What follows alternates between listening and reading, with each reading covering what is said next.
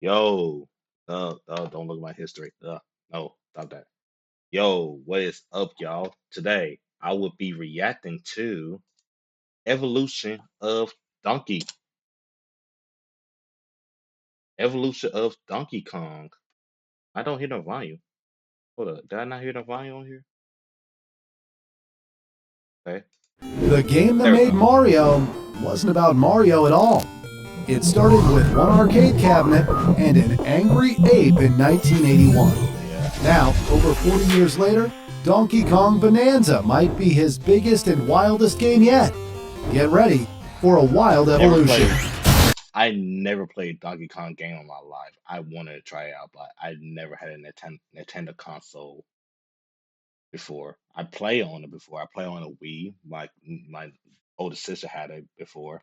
I play on Nintendo DS that my nephew, my niece had before, and I play on the GameCube before. I like the GameCube and the Nintendo 64, but I never actually owned a console. And I did play the SNES or probably the SES, SNES. NES. It was either NES or the SNES. I don't know, but yeah, I never owned any Nintendo consoles. I just had all the PlayStation consoles and my 360. Yeah. Sorry, there was something in my mouth. Anyway, yeah.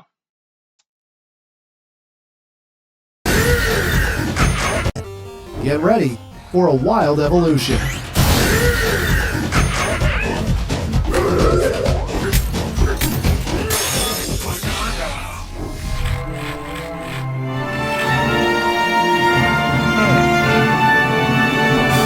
This is the evolution of Donkey Kong. In 1981, Nintendo needed a win. Their game Radar Scope had flopped in North America, so they turned to a young game designer named Shigeru Miyamoto. Miyamoto's original plan was to create a game based on the cartoon Popeye.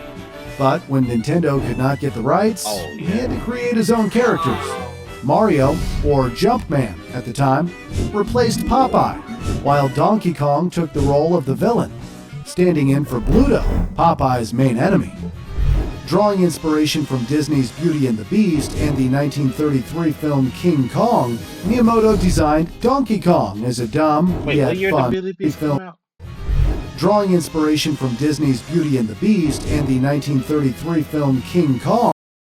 Ain't Billy Beast 1991? Hold up. That sound. I don't think so. He say got an inspiration from Beauty and the Beast and King Kong. King Kong, okay, that's from 1933, but Donkey Kong started in the early 80s. 1990. Huh? How? Wait, let me listen Role again. of the I think I'm Man tripping. at the time, replaced Popeye, while Donkey Kong took the role of the villain, standing in for Bluto, Popeye's main enemy. Drawing inspiration from Disney's Beauty and the Beast and the 1933 film King Kong, Miyamoto designed Donkey Kong as a dumb, yet fun villain. The donkey part of his name came from Miyamoto wanting to show that the character was stubborn, like the saying, stubborn as a donkey. The Kong part was chosen to make people think of a giant ape, just like King Kong. Universal Studios actually tried to sue Nintendo, Damn. claiming they copied King Kong's name. But Nintendo's lawyer, John Kirby, proved that King Kong was in the public domain and won the case. Nintendo later honored Kirby by naming a character after him. The victory was massive for Nintendo, as it gave them the confidence to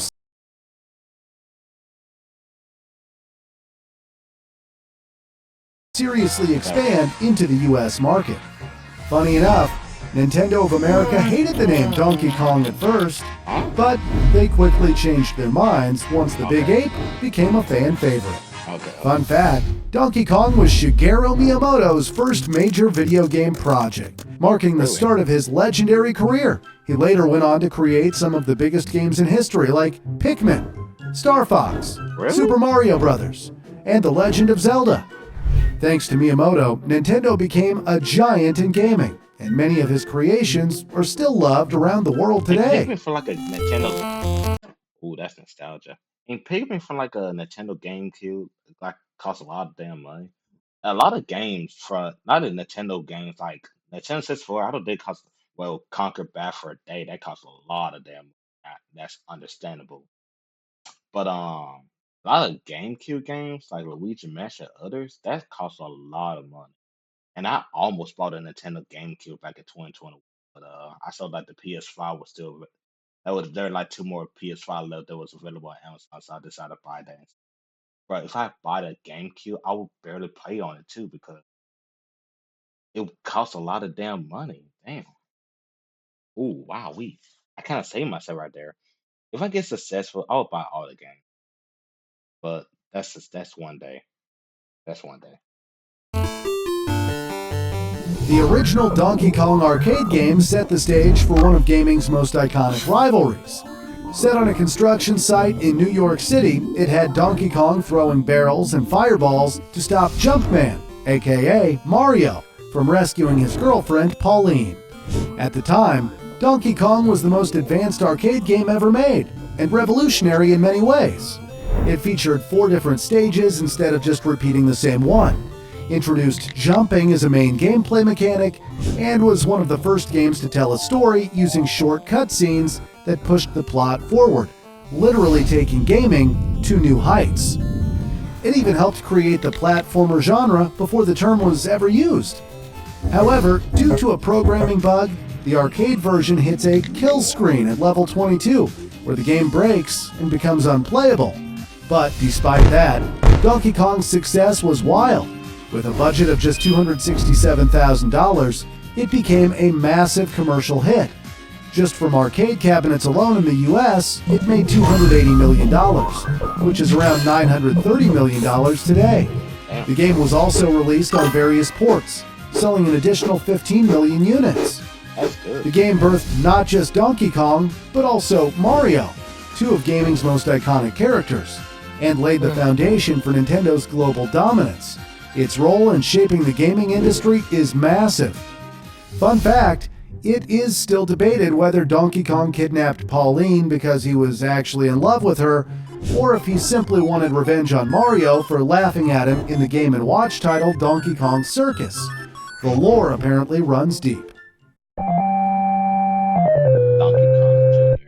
In 1982, Nintendo flipped the script. This time, Mario was the villain. Huh? After locking Donkey Kong in a cage, it was up to his son, Donkey Kong Jr., to rescue him by collecting keys, dodging traps, and climbing vines.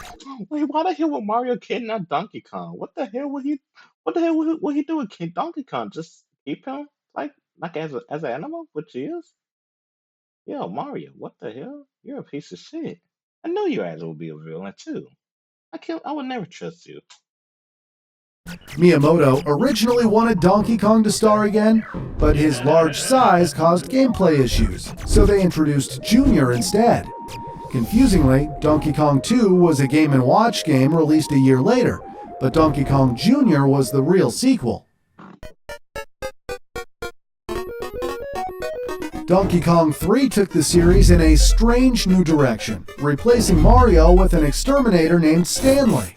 This time, there's no princess to save, just Donkey Kong hanging from vines in a greenhouse, while Stanley blasts him with bug spray and fights off waves of angry insects. The game did okay in Japan, but failed miserably in the US, causing the Donkey Kong series to go quiet there for years, until a massive comeback in 1994. Ah, shit. Fun fact, Stanley the Bugman starred in Greenhouse and Donkey Kong 3, but after that, he vanished into Nintendo's graveyard. I guess not every Nintendo character is destined for massive success. Nintendo had a bold idea with the educational series on the Nintendo Entertainment System, and Donkey Kong Jr. Math led the charge in 1983 as the first Donkey Kong game made specifically for home consoles. It asked, what if we took the fun out of Donkey Kong and replaced it with homework? It flopped. Hard. The educational series was scrapped almost instantly. Years later, IGN gave it a 3 of 10, and Polygon called it the worst Donkey Kong game ever made.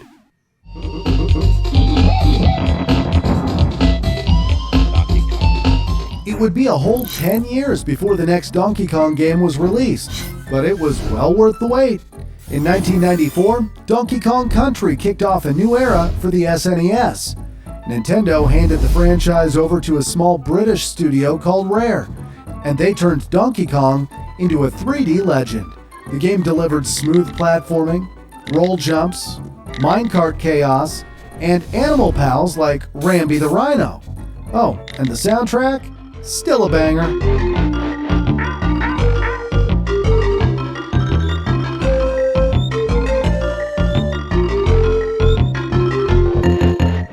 Donkey Kong Country was inspired by the Super Mario series and was one of the first home console games to feature pre-rendered 3D graphics, which was revolutionary at the time.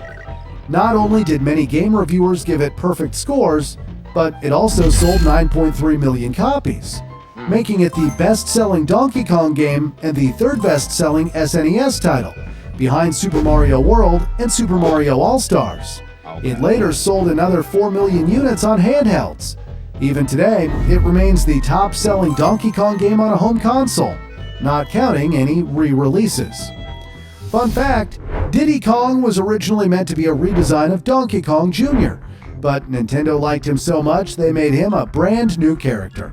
To bring Donkey Kong to life, the developers at Rare visited a zoo to study real animals, but gorillas were too slow. So they based his movement on a galloping horse instead. He got a bit more ape-like in later games, but he still runs way faster than a real gorilla.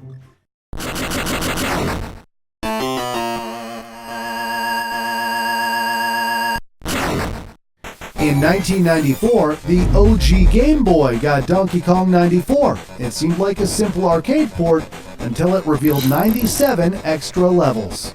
It also introduced DK's red tie, Pauline's new look, and Mario's backflip. A year later, Donkey Kong Land brought the country experience to handheld. With fresh levels, unique designs, and brand new enemies, the game stood on its own and sold 3.9 million copies.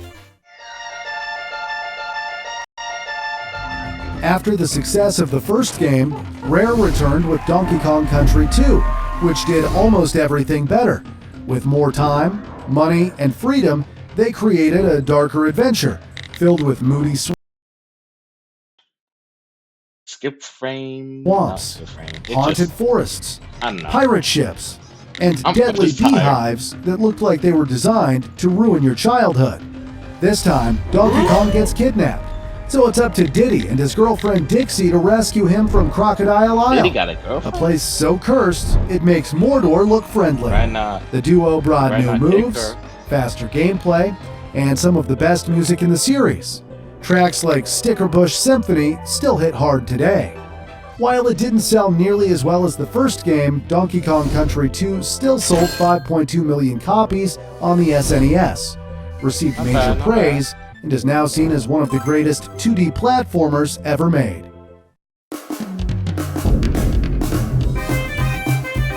Released in 1996, Donkey Kong Country 3 kicks off with Donkey and Diddy gone missing,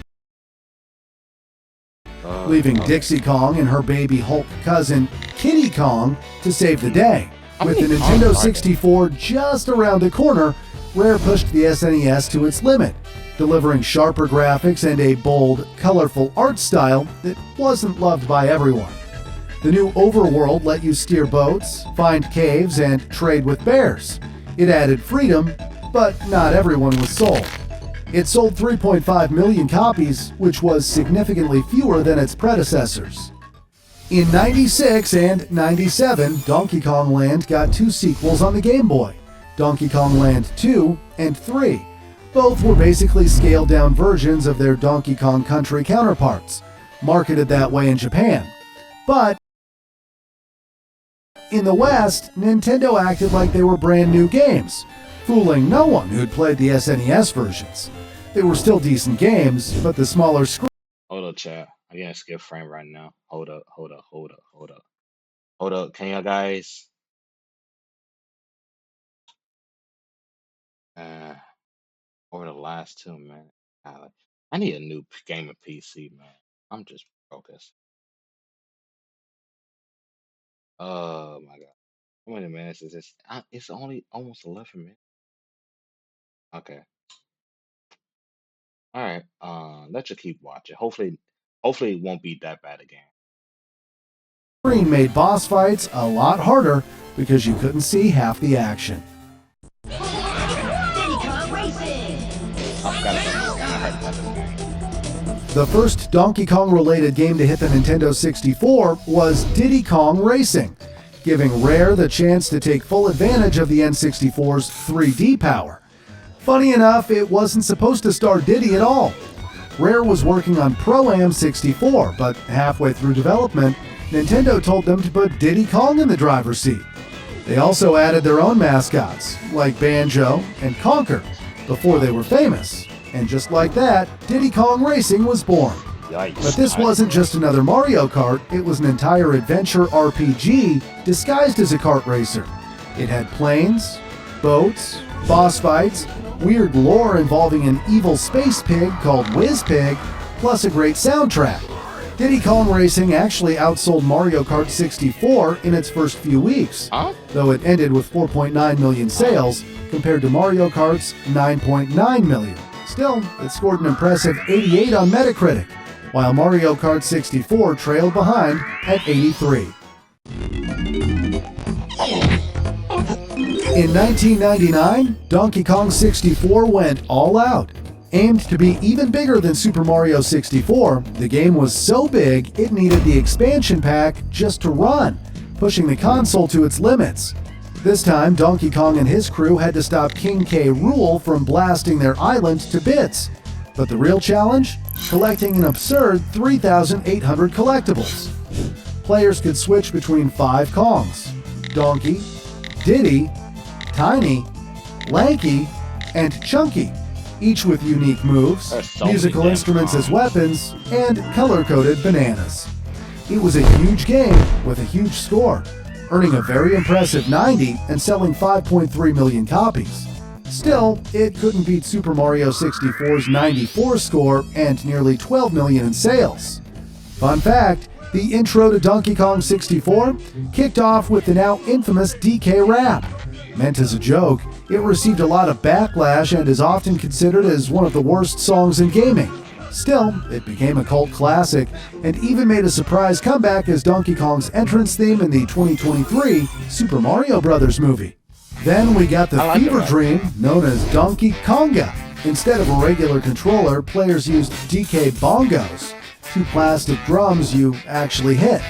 You could drum to songs like We Will Rock You, the Pokemon theme, and Nintendo classics from Mario and Zelda. But that wasn't the end of DK bongos. In 2004, Jungle Beat mixed drumming with platforming. You tapped the left drum to move left, right to move right, both to jump, and clapped to attack enemies or collect bananas.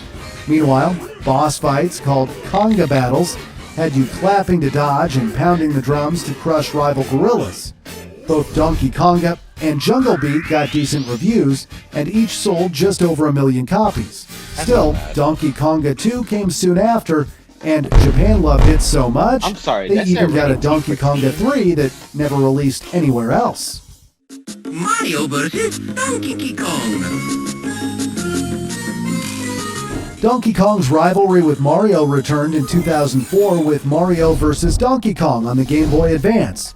It mixed platforming with puzzles, as Mario chased DK to get back stolen Mini Mario toys. It introduced the Mini Marios and kicked off a whole series on the DS and 3DS. Next came more puzzle platformers, with King of Swing on the Game Boy Advance, followed by its sequel, Jungle Climber on the Nintendo DS. These games focused on timing and rhythm, with Jungle Climber adding power-ups and anime-style cutscenes. While they were decent, fun, handheld titles, the next game would go down as one of the weirdest and worst Donkey Kong games ever made. I think that's terrible. That's a lot of Donkey Kong games. In 2007, Donkey Kong Barrel Blast launched on the Wii and instantly crashed. Instead of racing in karts, you flew on rocket-powered barrels. It was originally created for the GameCube using DK bongos, and honestly, it probably should have stayed there, as the shift to Wii motion controls was terrible, and led to a lot of backlash. The game sold just over 500,000 copies and scored a brutal 46 on Metacritic. Nintendo Gamer called it a game so bad, it brings shame upon Donkey Kong.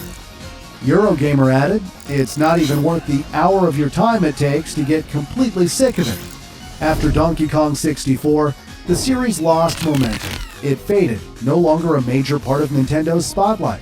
How could this happen? Well, Rare, the creators of most major Donkey Kong titles, was bought by Microsoft in 2002 and could no longer work on the franchise. With no dedicated studio, Donkey Kong was stuck in spin-offs and cameos. But a massive comeback was just around the corner.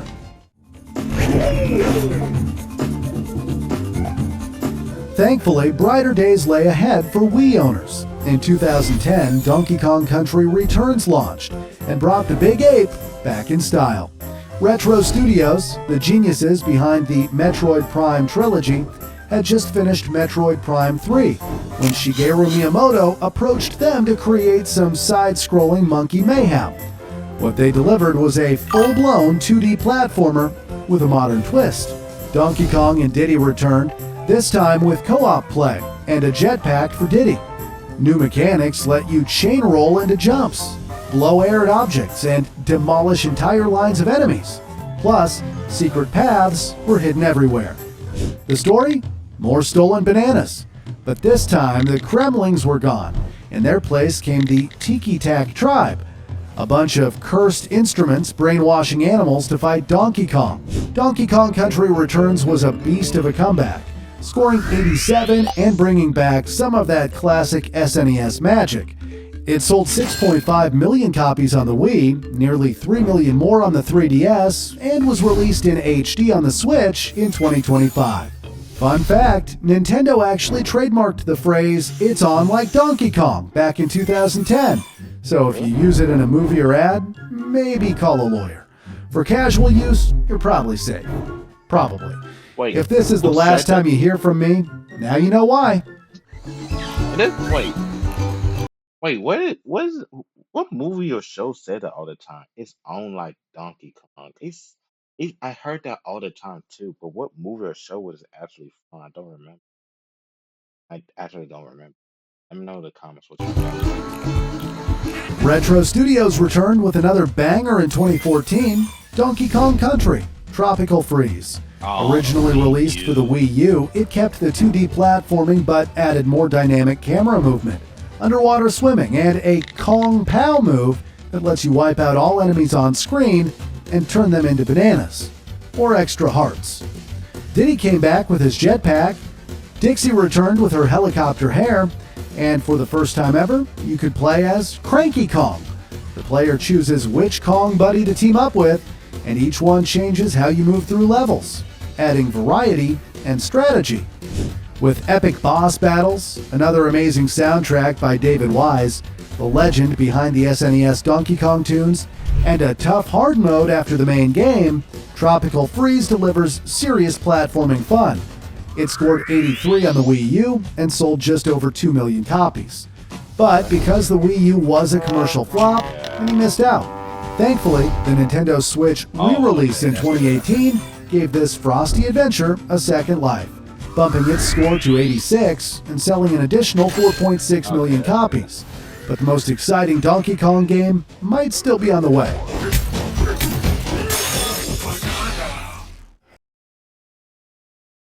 To start a podcast with Riverside, all you need is a concept and a way to record it.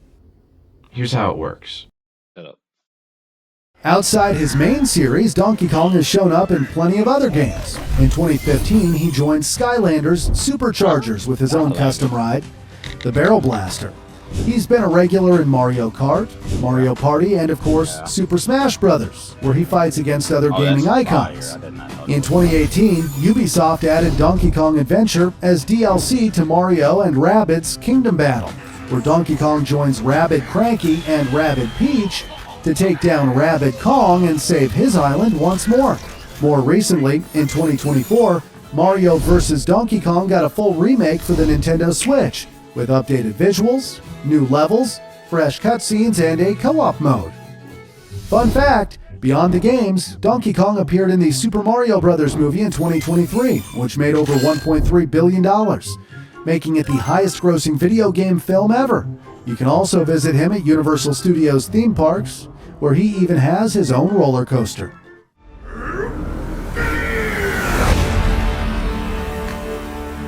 Ever since Tropical Freeze, Donkey Kong fans have been waiting for over a decade for the next big adventure. That wait is finally over.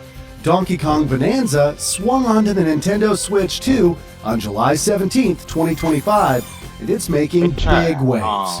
This is the first 3D Donkey Kong platformer since Donkey Kong 64, over 25 years ago. Donkey Kong now has a fresh new look inspired by the Super Mario Bros. Movie. In Bonanza, Donkey Kong and young Pauline team up to recover stolen banana-shaped diamonds, exploring massive underground sandbox levels filled with enemies, puzzles, and collectibles. The big twist? Almost everything is destructible. You can smash walls, dig through terrain, and even rip chunks of the environment to throw at enemies, or ride like a snowboard. It's chaos powered by the Switch 2's hardware, with a dynamic 3D map tracking every bit of destruction in real time. Classic side-scrolling sections and minecart rides also return, bringing a heavy dose of nostalgia for longtime fans. And critics are loving it. Bonanza sits at 91 on Metacritic, with IGN giving it a perfect 10 and calling it a brilliant successor to Super Mario Odyssey, and a smashing return for a classic Nintendo character. Many are comparing it directly to Odyssey, with some dubbing it Donkey Kong's biggest comeback ever. From arcades to sandbox destruction, Donkey Kong's journey has been wild. And with Bonanza now here, it's clear that Kong is back on top. For more, check out the full evolution of Nintendo and Mario Kart. And stay tuned.